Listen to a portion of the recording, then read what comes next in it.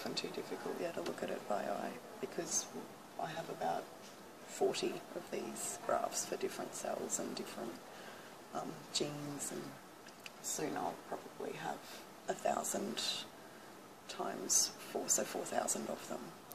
So, yeah.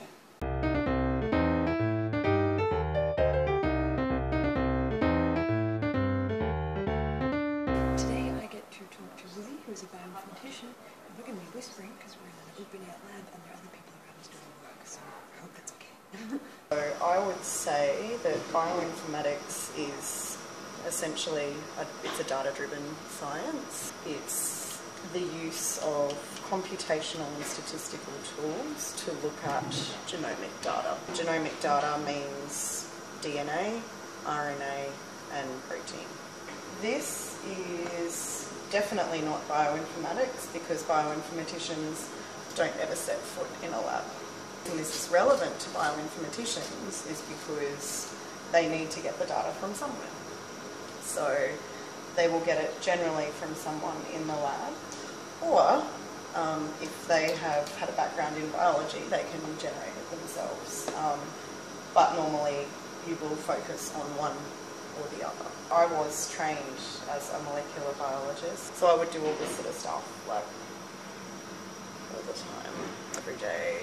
And the bioinformatics is what I've just recently learned. So we're looking to generate some data that I will then load into my computer and build lots of pretty graphs from. Someone doing what we do would be interested in the behaviour of single cells. Normally, in a population where every individual has the same DNA, we would expect the behaviour of the genome to be identical, but that's often not the case, and that's why we see differences in identical twins when we can tell them apart just by their minor differences. And that comes down to the environmental impact on the way our genome behaves.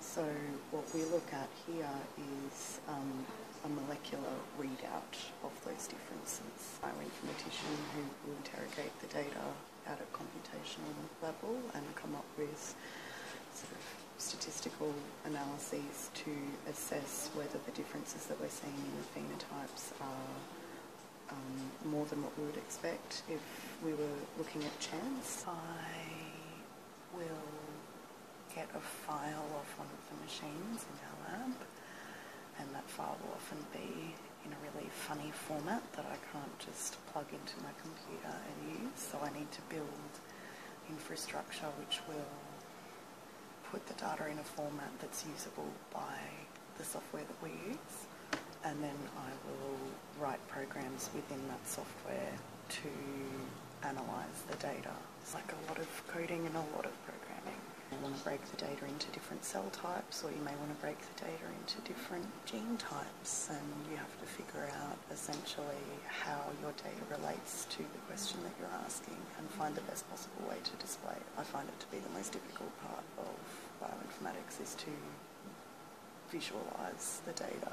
You're trying to make it primarily easy to interpret for a person who may not be a genomic expert. This figure is a description of how genes behave together across a cell population. This is what we call a violin plot. Each little blob or violin that you see on the screen is a different gene. So the higher it is, and the tighter it is, that means that all of the genes, all of the cells in the population are expressing that gene at the same level. But the more spread out it is, it means that the population, there are lots of individuals behaving quite differently in the population. So this sort of stuff commands the computer to make these, to eyeball a data set that has 44,000 rows or up to 100,000 rows, and an equal amount of columns is too much to do by eye. You need a computer to do it for you.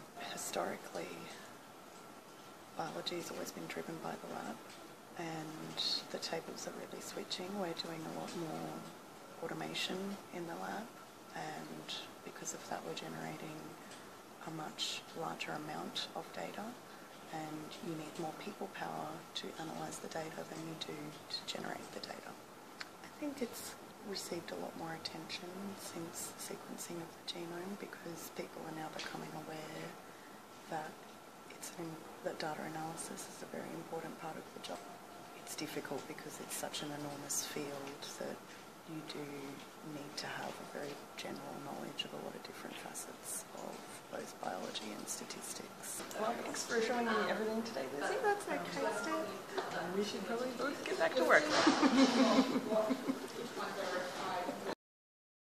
Was there anything else, or was that what you wanted, or...? Yeah, now right now I'm just filming you to see if I can get some funny outtakes.